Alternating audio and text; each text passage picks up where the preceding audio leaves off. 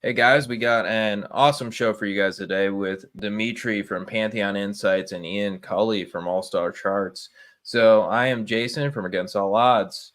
We have a bunch of great charts. Our job today is to talk to you guys and talk you guys through the energy transition and the effect on energy with Dimitri and Ian. Two guys that cover two completely different areas, but at the same time have a lot of overlap. Dimitri will cover the fundamental angle. Ian's going to cover the charts, and both of them can actually kind of talk through both ends of it a little bit too. So let's kind of dive into it. Let's start out with crude oil. So starting out with crude oil, Ian brought an awesome chart, and this is crude oil against the S&P 500. So crude oil against the S&P 500. Let's take a look at it. What are you seeing here, Ian, on this chart? What stands out is the reversal that we saw in early 2020, spring of 2020, where crude traded negative. I remember crude oil went negative. We saw a similar kind of inflection point in the late 90s that ultimately led to the previous commodity super cycle. So I see, just looking at the commodity charts, seeing all the new all-time highs and parabolic advances, it started telling me that we've entered another commodity super cycle. Meanwhile, failed breakout in copper, metal and mining stocks are still struggling. And then a failed breakout in the energy sector ETF, XLE. So, it is much as the evidence is stacked in favor of a commodity super cycle, it's near term, intermediate term, it's still pretty messy. So what are you thinking about that, Ian? What it is near term messy. I do think I agree with Ian on the commodity super cycle part, but what are you seeing here, Dimitri? Short term, we could talk about it in two different angles because I think that's the best way we can do it as traders. The short term and then the long term. What are you thinking about the oil, energy, the whole sector? Yeah, so that's where it gets really interesting and tricky. So if you look at the five biggest oil companies in the US, they've slashed their capex by about 50%, I think, over the past few years. And instead of focusing on developing new oil extraction facilities, instead they're focusing on diverting those excess funds to, I think, pay to give bigger payouts to shareholders in the form of dividends. But also, you have to look at the regulatory environment. It's not exactly conducive for oil companies, particularly under primarily Democratic administrations in the US, which isn't a good or bad thing. It just is the way it is. Generally, the administration has been a little bit more, like under Biden, a little bit more inclined towards being climate sensitive. And for that, obviously, increasing oil production isn't exactly aligned with their values that they staked out for the voters. So my outlook on this is that it really depends on how well we do the energy transition.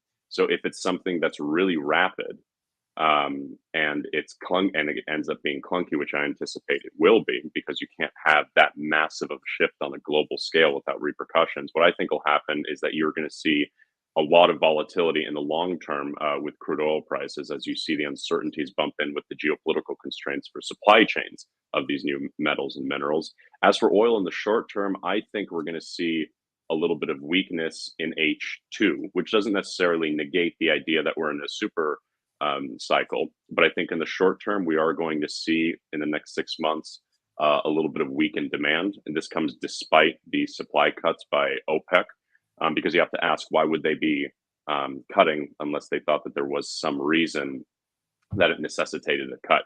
So in my view, I think we're going to get weakness because we're seeing weakening demand out of China. Certainly European growth is nothing to brag about. And US growth, I mean, for the first quarter alone has been revised quite a bit lower. So I think you're going to see a lot of that weakness into the second half of the year. But that doesn't negate the long-term potential super cycle that Ian was talking about. No, I love that. So I wanted to talk about copper next because this is another chart that Ian has. It's just awesome. I love the idea of looking at copper through the lens of iron ore. But once again, these things always kind of lag. These relationships and these intermarket relationships always kind of lag. So, what we're seeing here, we get this huge move up in copper.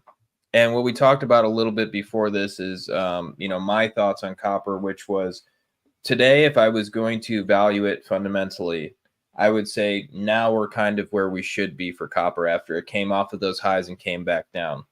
However, I do think supply, demand, with a trend, all of these things negate higher copper prices going forward, even a new range going forward where we never really see this $4.50 copper again. I think we're going to get to that point at some point. So, but iron ore has lagged. Iron ore hasn't really broken out. It has just trended sideways since its big move in 2020. So, Ian, what are you seeing on this chart? And I know you got some questions for Dimitri, so feel free to go ahead and ask. Yeah, just raising the question, if we're looking at $6 copper, then where should iron ore be? And if copper's ripping higher, just, why hasn't iron ore followed? Is that a China story? I don't know. What are your thoughts, Dimitri? Well, so both copper and iron, thinking out loud here, both copper and iron are very cyclically sensitive commodities and particularly responsive to changes in Chinese demand, precisely because they're such key industrial outputs. Particularly, I would argue copper, not only because of its use in housing, which constitutes like 20% of China's GDP, but also because their increased use in electric vehicles. I mean, we have seen EV sales slump, and we have seen weakened demand out of China vis-a-vis their property sector. So it's unclear why copper is acting the way it is. I mean, what I'm interested in hearing is Ian, your outlook for it. And Jason, your take on, because earlier you were saying you believe that copper prices are where they should be based on the fundamental analysis and the macroeconomic circumstances. So Ian, I'd love to hear your take on your outlook. I see on your chart you have a bullish predisposition. I'd love to hear your outlook for that. Yeah, I mean, as long as copper prices are above, 415, 4.25, I mean, I'm still bullish. The price chart still supports an outlook higher for copper prices. But in terms of trying to to land on a price based on fundamentals, I mean that's beyond me. But the chart still looks great. I mean, you got to remember gold broke out to new all-time highs, and gold still looks good. It's consolidating within a tight range right below its recent all-time highs, right below a key Fibonacci level, which is, our initial target for gold's breakout earlier in the spring. So, no reason to get bearish, at least not yet. I definitely like your outlook for crude oil. I can definitely see crude oil going lower here, maybe all the way back down to 68. Somewhere between 68 and 70 in the coming 3 to 6 months.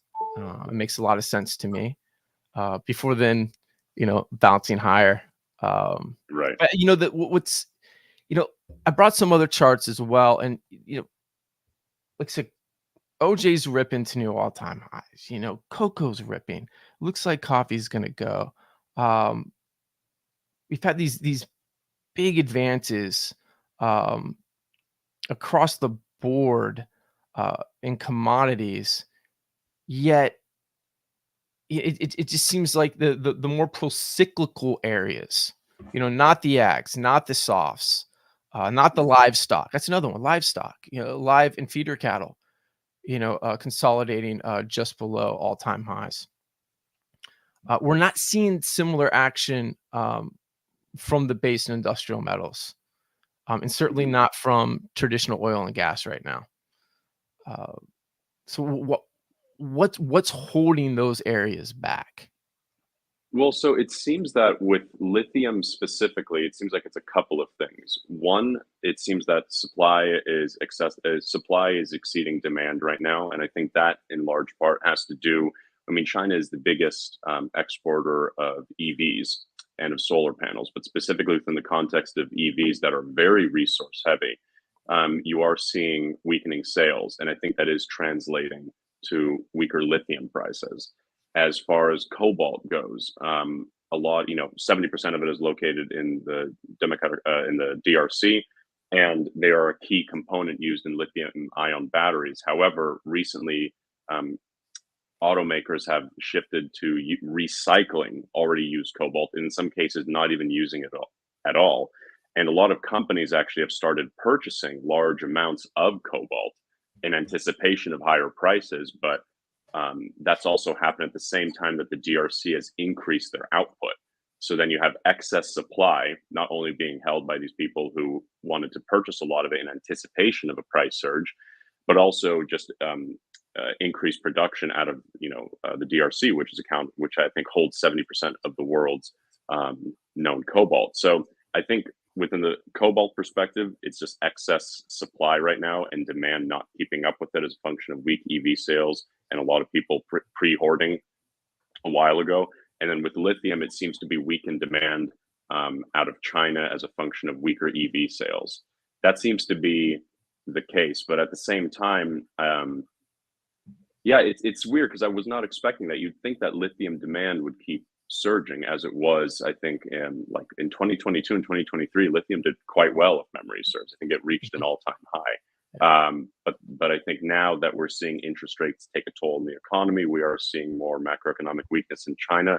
Collectively, that seems to be weighing on lithium a little bit. Because you'd think too, like structurally, over the long term, you'd think it would make a lot of sense that if you implemented really strict net zero emissions policies like in the West, that then that would lead to a disproportionate rise in the prices of these commodities because the supply isn't yet ready to meet the demand as a function of pretty undeveloped supply chains, right? It takes now 10 years to set up a mine, and that's with some deregulation. Mm-hmm. So for me, it's still a bit of a mystery, but it seems just like weak economic growth and some geopolitical elements are playing a role in dragging lithium lower. At least that's my assessment of it, I would say. When it comes to these transition minerals, specifically for electric vehicles, these batteries, what are the key elements to track? I know nickel is a big one, and cobalt, and lithium. Is there any one that's more important than the other? So I would say lithium is arguably the most important because it's used in lithium-ion batteries. Cobalt we thought was pretty important because without getting too technical, because of its properties, it was highly desired and highly needed to be used in lithium-ion batteries. They tried to use other substitutes, might have been graphite if memory serves, but don't quote me on that. But they found it wasn't as useful. But for some reason, they've been able to find a workaround. Nickel, I know, is important as well as copper. My take on this is, I think what'll be important to watch is where are all of these transition metals concentrated? They're concentrated very geographically in a very narrow way. Cobalt, like I said, 70% of it comes from DRC alone. When it comes to lithium, the lithium triangle in South America constitutes 60%. If you look at copper, I know that, for instance, I know Chile is a really big producer. I think it's like 20%. Nickel in the Philippines also, and Indonesia isn't anything to scoff at. So I think to look at the future potential risks is to see if political instability in any of these countries could lead to supply disruption fears. We saw how a coup in Guinea caused bauxite prices to surge because of the fears of what a coup could do to the supply chain. However, even the people who overthrew the government knew that it was important to keep things stable, so prices quickly stabilized right after they had their coup.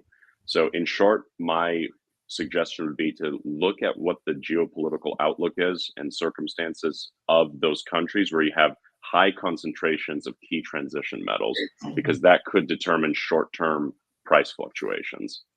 Mm. And bauxite is used in the production of aluminum, correct?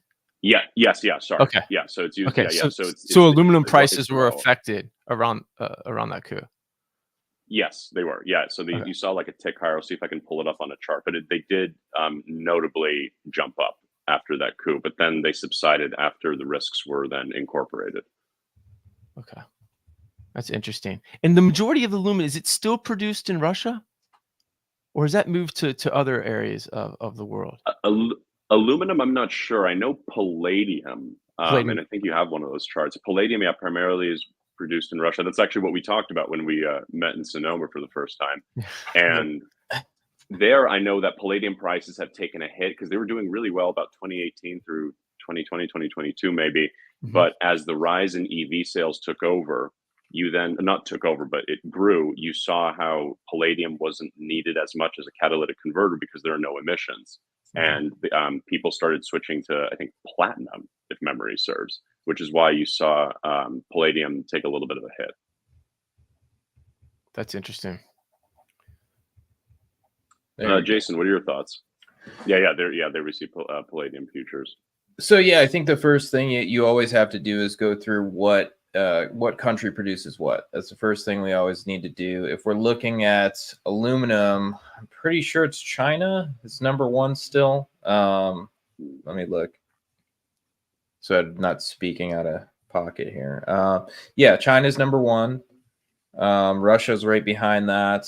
I think they fluctuate back and forth a little bit over the years, the last 20 years. Mm-hmm. India behind that, Canada, UAE, Emirates, Australia, Norway. So these are the countries that produce the most of it. I think the most important thing is to always think of which country is the top.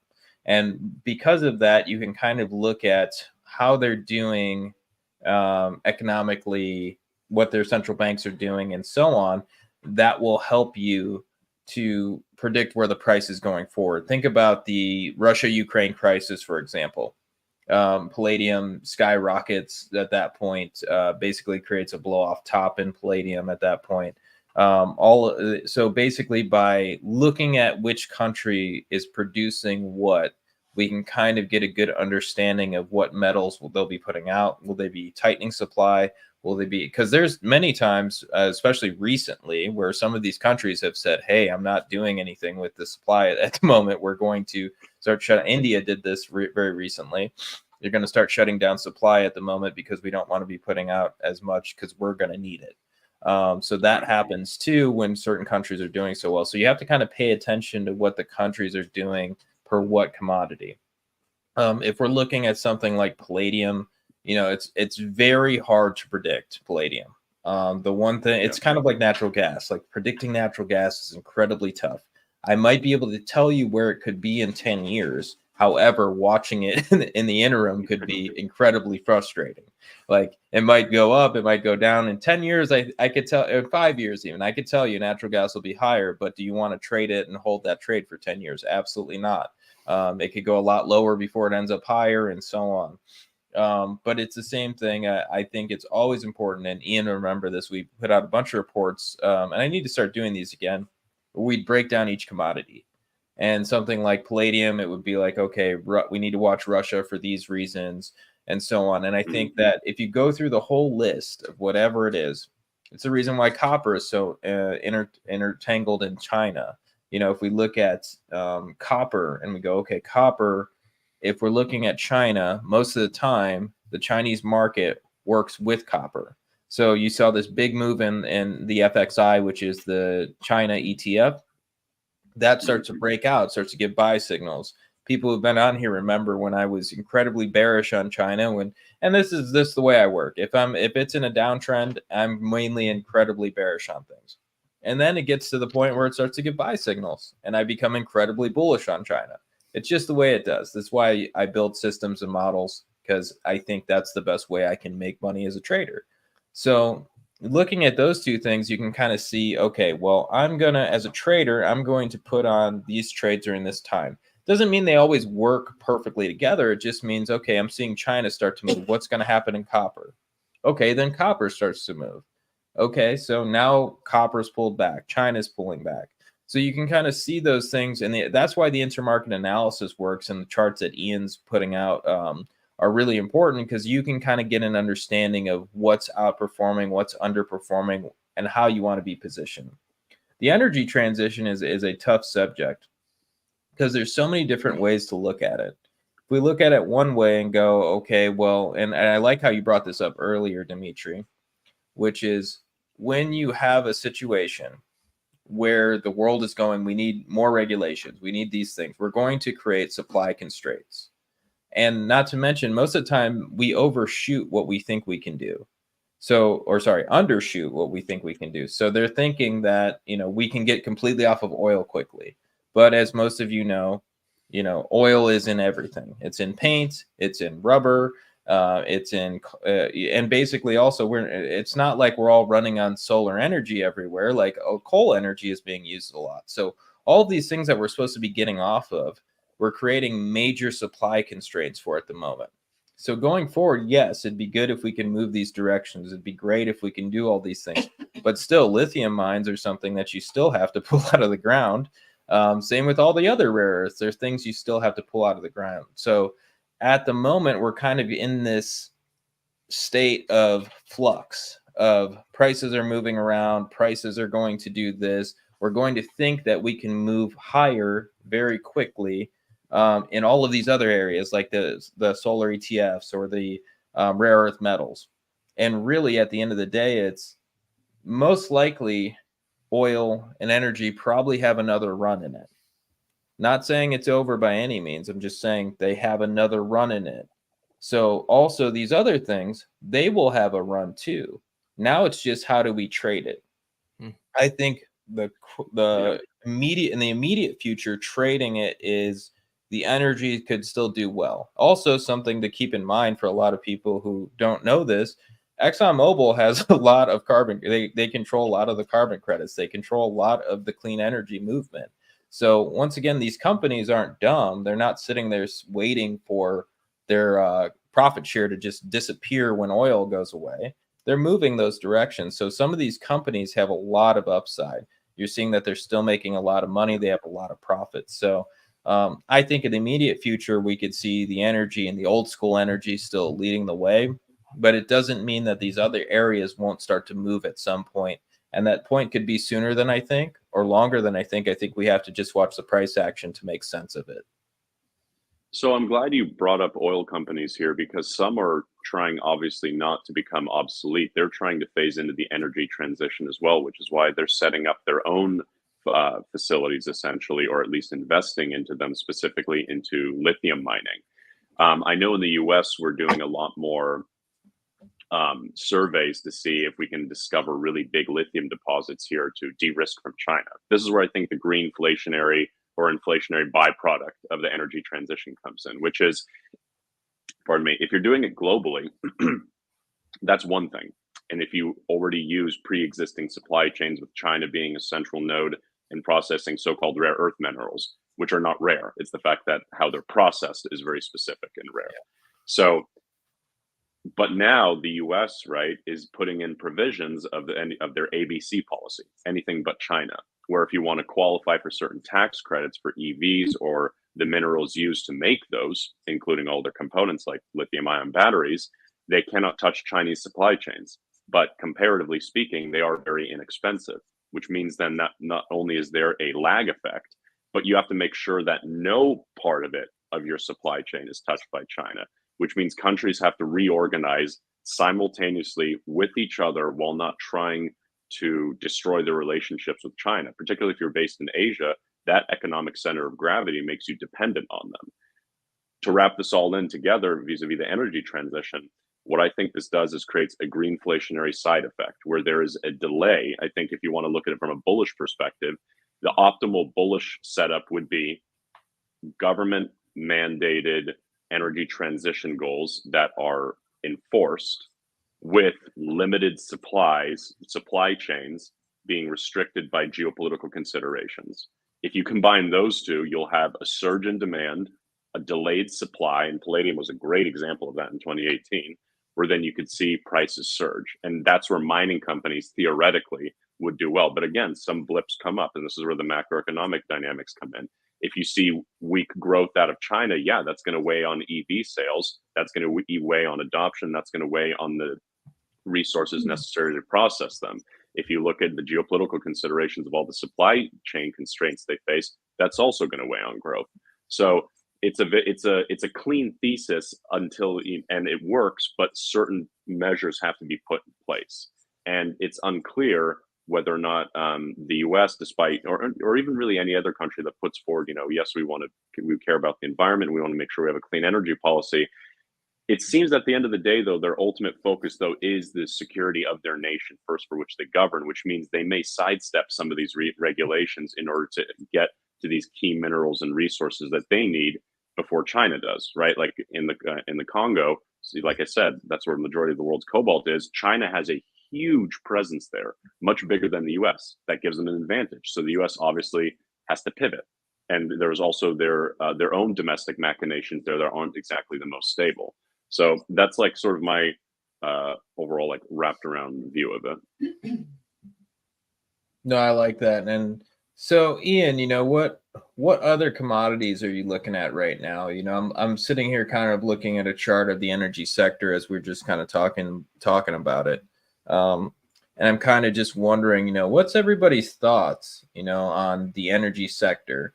I thought it was kind of interesting that over the last couple of years, we basically have seen this break into a 52-week high. I think that was here. And then it never really came back to a 52-week low. However, it's just chopped sideways for a while. And that's very normal in any commodity cycle. I think something that people don't talk about enough is the fact that when you're in a commodity cycle, it's not a straight up road. Like a lot of people think it's going to look like, some crazy meme stock forever. And it's like, no, the commodity cycle, basically, you see a strong uptrend and then a sideways move and then a strong uptrend and then a sideways move. If you go back to the 70s, and I think this is always really important for people to understand, especially technicians, technical traders sometimes get to a point where they think like charts tell the future. And you have to go backwards to kind of understand how the charts look to really understand what the future could look like. It doesn't mean you're going to be right at all. It just means that now you have a picture of what you should be looking at in a template. So if we look at something, we go back and we check out energy stocks in the 70s, or we check out oil, or gold even. A lot of people go, why did gold go sideways? Well, it didn't just go up from 1970 to 1982. There was a lot of sideways moves in there. And if you look at the CPI reports or just inflation numbers, there's three huge moves that happen within that cycle. They're starting in the 70s all the way to 82. The blow off top being in 82 of inflation. So basically what I'm saying is, this first movement that we're seeing here, which is that movement out of the 2020 lows, basically oil goes negative, oil never looks back. Obviously, it's probably not going back to under zero in the front month contract, probably not going to hit $20 in the rest of the contracts. So oil continues to move up from that point, but then we had that huge move after the election. We basically get into this strong uptrend, and then we go sideways for a while. This would be completely normal for the 70s. And what ended up happening is it went sideways for a few years and then just shot up again. So I guess my question for you guys, and Ian, if you have any other charts that you want me to bring up to show this, what are we thinking here? Is this a template very similar to the 70s, or do you think this is more of a, hey, we had a little bit of run in inflation. It was because of COVID, because we cut rates to zero, had unlimited QE and stuff. Do we think now that maybe that just kind of falls off again and kind of we go back into our deflationary cycle that we've been in from 2008 on? Or do we think that, we could go back into an inflationary cycle? And I'm open to either side. I just would love to hear what you guys are thinking. I think we're going back into an inflationary cycle. You can share the cocoa chart because it does show the 70s. And it What shows slide was that? Let's see here. Cocoa is, I think it's pretty. Oh, I got it. I see a huge parabolic move. I should have known. Yeah, but there wasn't just one. There were two parabolic moves. And that doesn't mean that that's what we're gonna get this time around. It's a possibility, right? It's a possibility. I also think it's really interesting that those moves were very similar in terms of the size, in terms of the returns. I could see another leg higher in Cocoa, kicking off in another year and a half. We'll see if we get it.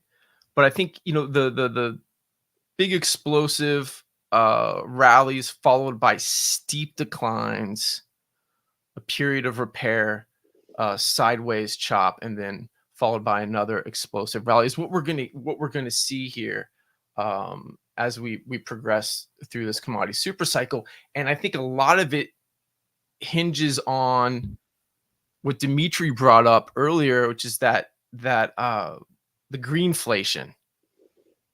Is that the term? I love that term, greenflation. Because I wish I came up with it. I can't take credit. I wish I could plagiarize that, but I can't. But it's a great term. Yeah, I love it. So I think that could be the key. I think, and then the middle to later innings, we see those minerals, those commodities, those raw materials begin to really catch higher and to participate. Like cobalt, like nickel, maybe even lead, copper, lithium. Yeah. Definitely. Definitely lead too. Okay, so what's up with lead? Because out of all of the commodities, it was like a cocoa. Cocoa looked terrible, while other softs and ags were ripping in 21 and even in early 2022. Did you have lead in here, Ian? I didn't bring lead because lead doesn't look like the rest. Okay. You had these nice rallies again in 2021 and 2022, but lead didn't participate. So what's the use case for lead? Why would lead be stuck in the mud while other areas, other base metals, and industrial metals rally? I did. It's funny you bring that up because I did a little bit of research on this because I was curious about it too. It was around the same time uranium prices were also surging. I know lead has many industrial applications, some in nuclear, pretty sure some in the energy transition too, vis-a-vis EVs.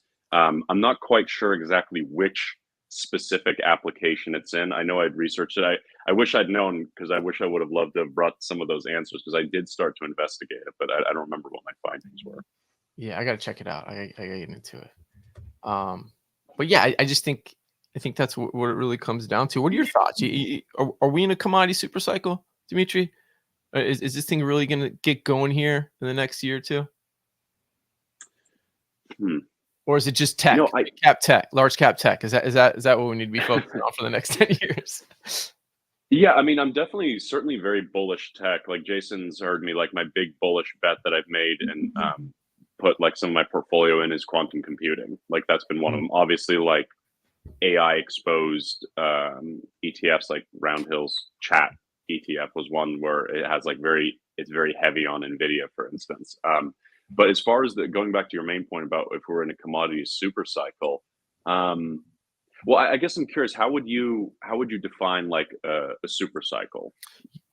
I was thinking about this the other night, and it's not like there's a clear definition, like 20% drawdown in the indexes. That's a bear market. I've gone back and I see gold hitting new all-time highs. I see copper following. I see other commodities making new all-time highs, and it fits with prior cycles. It doesn't look like the 2000s. Maybe it eventually will further down the road. Looks a lot more like the 70s so far. But I don't have an answer to that. There isn't a single like metric that I can point to. Like, okay, yeah, now we got the green light.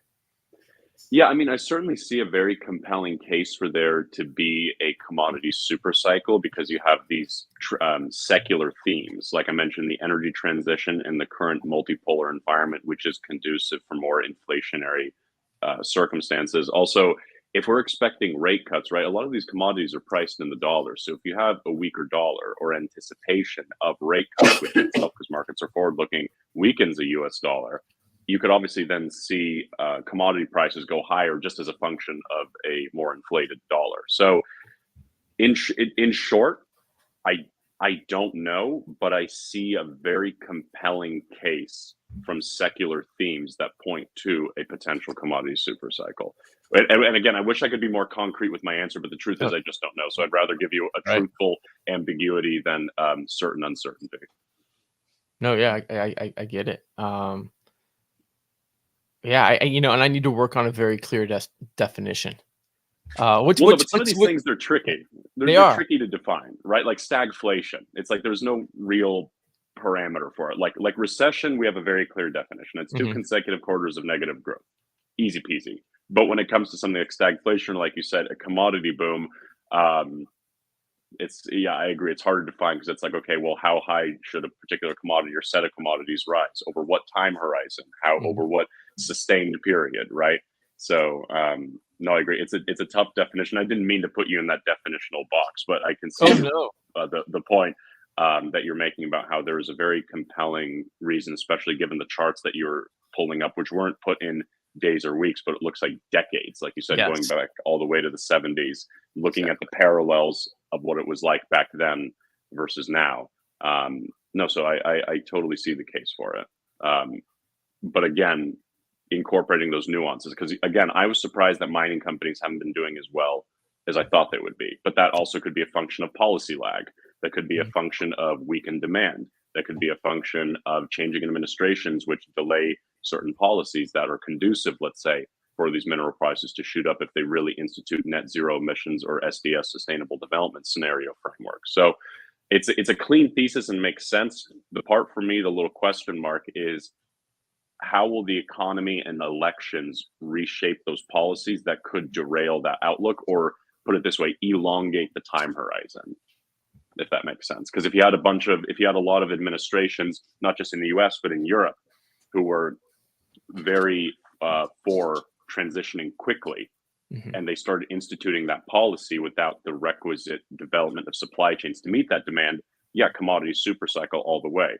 But if you see a policy lag and you see a lot of gridlock that comes from a multipolar world and a fragmented, let's say, legislative body, whether it's in the West or the East, that could cause a lot of policy delays and that could delay the outlook. So there's so many of those small factors to incorporate that it's tough for me to say, like, okay, if there is a super cycle, how quickly will it accelerate? Because there's all those little individual things that could affect it. And the truth is, we don't know how it may impact that trend.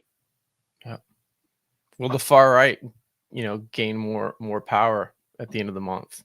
And those are the French elections. I think that's a big question that you can definitely see the currency markets are trying to price in right now. We saw CDS spreads on French debt, I think, rise like 88 basis points. That, or it was the difference between German and French yields. Just rapidly expanded. We saw their equity index fall. But what's interesting, it was only in France. It wasn't in Italy, right? And it wasn't anywhere else, which is interesting. I think that has to do more so with them calling a snap election and maybe some of the fiscal policies that Marie Le Pen and her party want to institute that markets aren't particularly receptive to. But that doesn't seem to be the case with other like right-wing parties that we're seeing in Europe. But that's a whole other topic for another time, which we could definitely get into more. I think in terms of energy policy, though, and commodity super cycles, China and the US are going to be the biggest ones. I think Europe, as far as their growth grows and their demography, someone had a very accurate but very sad way of describing Europe. They're calling it an open air museum because of just which is a very sad way to characterize it. But if you look at their demography, if you look at their growth, if you look at their business regulations, if you combine all of those, it doesn't create the most compelling outlook. Versus the US, it is a lot more compelling. Obviously, the US has its own domestic macroeconomic problems, but comparatively far better positioned, I would say, than Europe. You could look at their AI policies. Like that's why we have way more AI innovation in the US than in Europe and China. It's not just a function of technological know-how. It's how the regulatory environment is structured to be conducive or not conducive for that growth. But anyway, sorry, I know I went off on a bit of a tangent there. No, that's great. That's what we're here for. Yeah, absolutely. What about, this one rate cut that they're pricing in now? I mean, I think it's crazy. Yeah. I don't see the Fed cutting this year. I just don't. Am I crazy? Am I the crazy one? No, I don't think you are, because in the beginning of the year, right, we went from, and I think Jason, I've talked to you about this a lot. We had this video. Yeah, it's like, and I'll just do a recap. I'll just do a quick one. I won't redo my whole spiel, but like in short, the narrative was we're going to get like 5 or 6 rate cuts. We're seeing a strong consumer, and we're not going to get even a hard or soft landing. The economy is just going to cruise. I mean, could you not think of a more, bullish story other than that? But then, okay, inflation is not moving sustainably lower. We're not getting as many rate cuts. Consumer spending is beginning to weaken and will continue likely to weaken in the second half of this year. Okay, so, well, we have look forward to earnings. But what are earnings predicated on? A strong consumer, right? So I think as far as rate cuts go, the Fed specifically said, we will not consider cutting rates until inflation moves sustainably lower. Which means if it continues to move lower, that's when they'll start considering doing it. Yeah. Versus they didn't say do it, considering doing it. And if inflation ticks higher or then sideways and then down, in other words, if the chart doesn't look like this, but it kind of looks more like this, that's not sustainably lower. And that's why I think that word sustainably is very pivotal. Not as much as transitory, but it is a pretty important word in my view. But yeah, sorry, Jason, I interrupted you earlier. Oh no, you're good. That's I was just going to add into the comments that video that we did recently. So if you guys are on the comments, you guys can't see them on Twitter, where it's just where everybody's usually at. But if you go on YouTube to AAO Research, you guys can see those videos. But yeah, no, I was thinking about the question, the commodity super cycle. And I don't there's as a trader, like I think definitions put us in a box. And I think that's something that we shouldn't do. Don't get into definitions. Don't feel like you have to say something the way it is. Like even 20% for a bear market. I don't know if that's a bear market. Like sometimes the feeling of a bear market is the depths of depression, oh no, like, and it never ends, and I guess it's because I've seen a few. I think there's a difference with today and back when I started studying markets, like 2000s, like, there's, I could think of my uncle having these conversations with me about things and being completely like everybody around him being decimated and destroyed and just, it's never going to end. And then you're in the middle of a nasty bear market and then 9/11 happens. And then all these things keep happening. The market really never gets off of his feet for years. 2020, was that exactly a bear market? It was a crash. The market went right back up. The year ended up. Like it's hard to say what exactly makes a bear market anymore. Because anymore, the Fed jumps in, heels first, just, yeah, here's all the money in the world. Let's go. So if we talk about the commodities in the super cycle, how exactly can we define it? And I think this goes right into the question you asked, which is great too, which is about the rate cuts. Why would the Fed cut rates? Well, why did the Fed cut rates all the way back in the 70s? It didn't make any sense then either. Inflation continued to kind of rage on. Every time it would come down a little bit, and not in real terms. Like think about it in the terms of, if you go to the grocery store today, you'd be like, yeah, like if you didn't know what we know and see the inflation numbers, you would say inflation hasn't gone anywhere. You'd say meat prices are sky high. Food prices, vegetables, so on. Everything at the grocery store is sky high. So you would never, ever say that inflation has gone anywhere unless you look at CPI reports. And so if you look at it as time has gone on, they rebalance these things. They do these things differently over time. And now we have these levels that are supposedly sustainable forever and ever and ever, where we're going to just stay under these major inflation levels. But if we just weigh it on, real oil prices, real food prices, and so on, we're still a lot higher than we're seeing in the reports.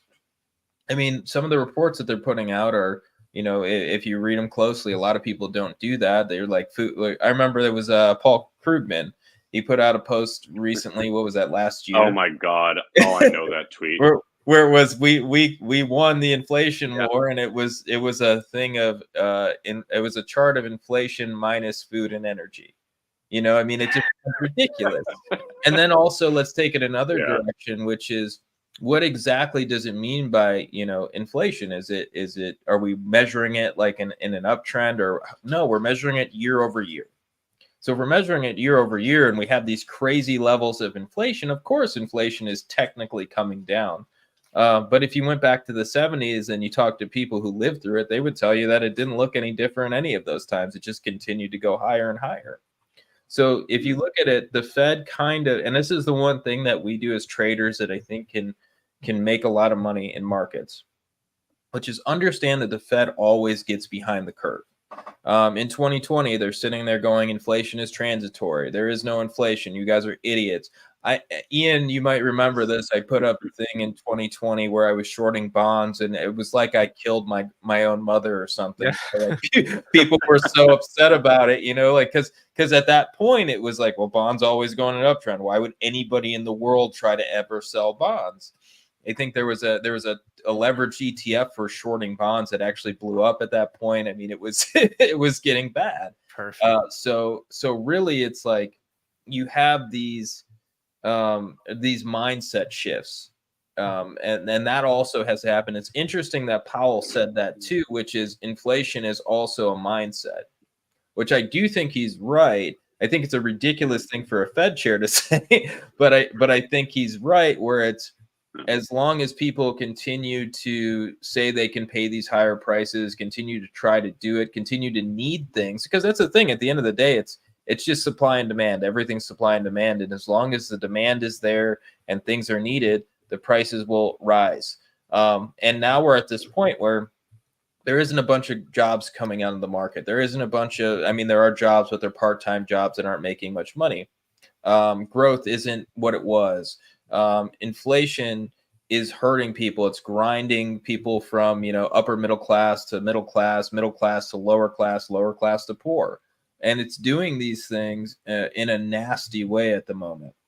And I think, people, as they get excited about the Fed cutting, it's like, I think as if you live in the normal world, especially if you live in a world like me and Ian do, where we're looking at the commodity charts every single day and going, how in the hell are you going to cut rates? Like, that's the thing I think all the time, is it's impossible.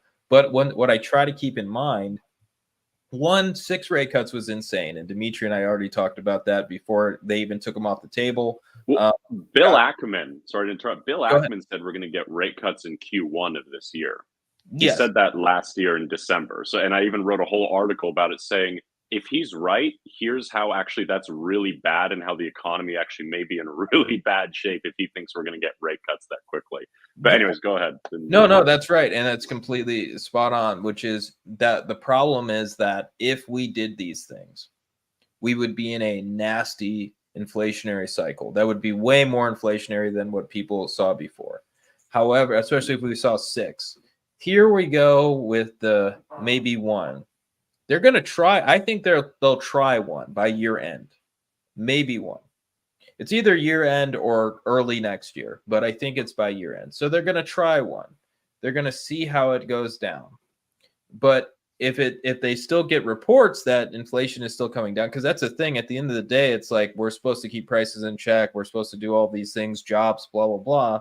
They're really just trying to read their own reports and go, okay, this is what we need to do. This is what we shouldn't do. So as long as their reports look a certain way, they're not going to care.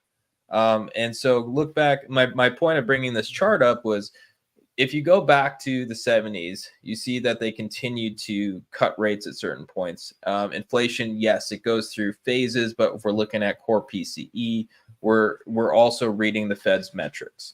And so as we're looking at those metrics, we're seeing those come down here and there. The Fed starts to cut heavily as that happens. So I do think we could see a cut. However, a super cycle to me is just something that has phases, more than one phase. And so I think these phases and you could call it legs, whatever you want. These phases are going to be, hey, inflation has come down a bit, everything's okay. And I think that peaked out in 2022. Let's just say that. So we see that peak out in 2022. Was it a real peak out? No, but for the Fed, yes. Then we get a couple years down the road and go, okay, now we can cut rates. We stopped raising them a while ago. We start to cut. It gives fuel to that cycle again. Whether we cut rates heavily or not, that feeling is there already. So people are already going to start front running things, which they did at the beginning of this year, which is why we saw this crazy rally and all these things at the beginning of the year. Ian and I are watching the commodities going, what the hell is going on? It's literally, that's part of that cycle. So I think we are in a super cycle, but we need to see another leg up to see that. And if we saw that other leg up and we saw like the energy stocks just recently hit a new high, to me, that was really under the radar. And a lot of people aren't really paying attention to that because the energy stocks, if we're headed into a bear market, if we're headed into something nasty, energy is the first thing to start making new lows. It happens every single time, especially if it's deflationary. Every single time you go back in history, take a chart of the biggest energy stocks, you will see it time after time. So which makes a lot of sense. Which makes a lot of sense. I mean, energy is a primary industrial output to growth. So naturally, if you have disinflationary trends, of course, you're going to see weaker growth in the commodity that's used to power that growth. So it makes total sense. Exactly. So, that's mainly what I think about, and I think it's cool. Sorry for going on a little bit long of a rant, but to me, that's like the most exciting question in the world because that's something that I study all the time. But it's I think it's really interesting to see where we're at and see that so many people are kind of going, hey, you know what? We're really not in the middle of a super cycle, and we're really not doing anything crazy, and we're going to come back into deflation soon. And I just think that even if we get to a point, and I still think that the tech trade has legs. It's not that I don't. I think too many people think of these things that it has to be one or the other. Right. And inflation is moving up, therefore tech is dead. It's like sometimes inflation can make everything go up. And also, where does inflation go? People always look at it just like the commodities because that's how they weight things for the Fed. But really, inflation can go into different things. Stocks could go up. Candy prices can go up without anything else going up. I mean, there's all types of ways to look at it. So it's kind of interesting to think about. It's a fun discussion. That's a great point. The tech trade and the energy trade aren't necessarily mutually exclusive. They both could go up together. Well, there's an environment, the stagflationary environment. And I just call that stagnant growth and inflation. Some people think that means 30% inflation and I'm just talking about stagnant growth and inflation. If we look at just stagnant growth and inflation, it's because tech's the only thing in the world that it goes up in three different environments. One environment is stagflation, the other, and slight stagflation, not major inflation. So slight stagflation, tech can go up. Reflation, tech can go up. Goldilocks, where you don't have inflation but you have growth, tech can go up. So tech is the only thing that can do well in all of these different environments. So it's not something to count out a lot of the time.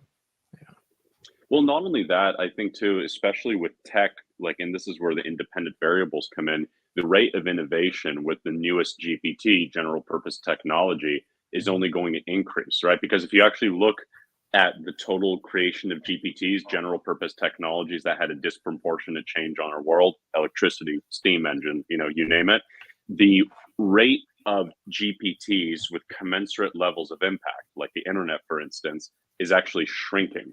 And as our knowledge base widens and as our data pool grows, right? I think in the last 2 years, we have created more data than all of the data up until that point in history combined, right? That and data, or some crazy stat, we have more data than there are stars in the galaxy or something like that. And if you look, and data is a progenitive asset.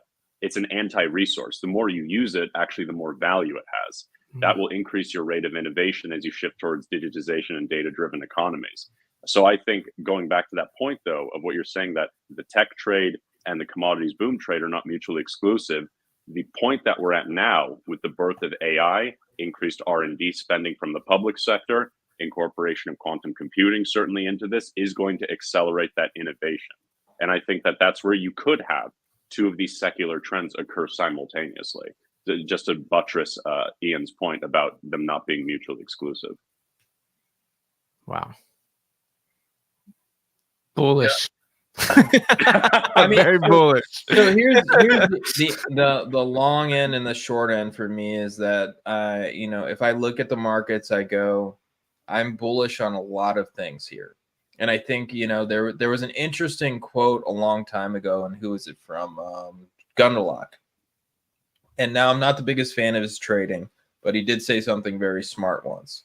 And the smart thing he said was, at this point, and this was, 21, he said, I'd want to be in something similar to that permanent portfolio from the 70s.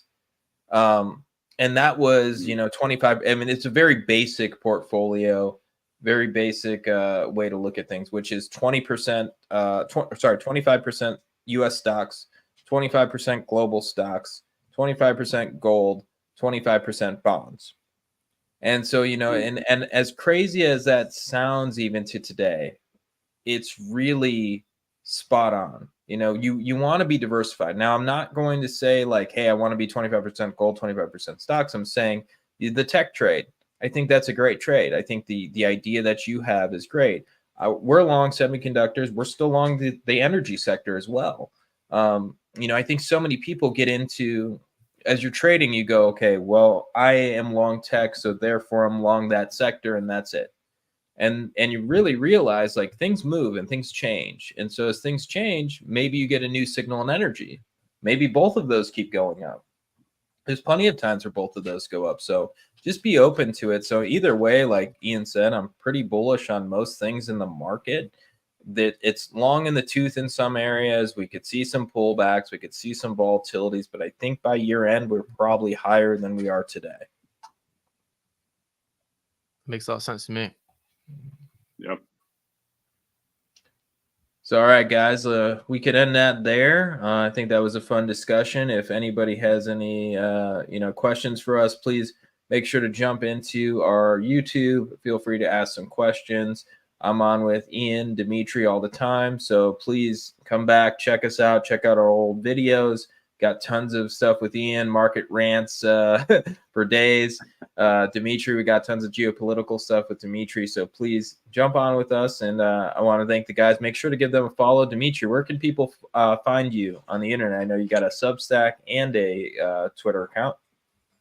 So if you enjoy some of the insights that I put out, whether it's on the outlook for tariffs, sanctions, or the energy transition, thematic investing, just Google Pantheon Insights. My Substack will appear. I put out one weekly insight every week, and it varies on topics. Last week was the parliamentary elections, and sometimes I do specials, like I did a space special where I talked about how geopolitics is affecting space in three areas of regulatory, commercial, and military.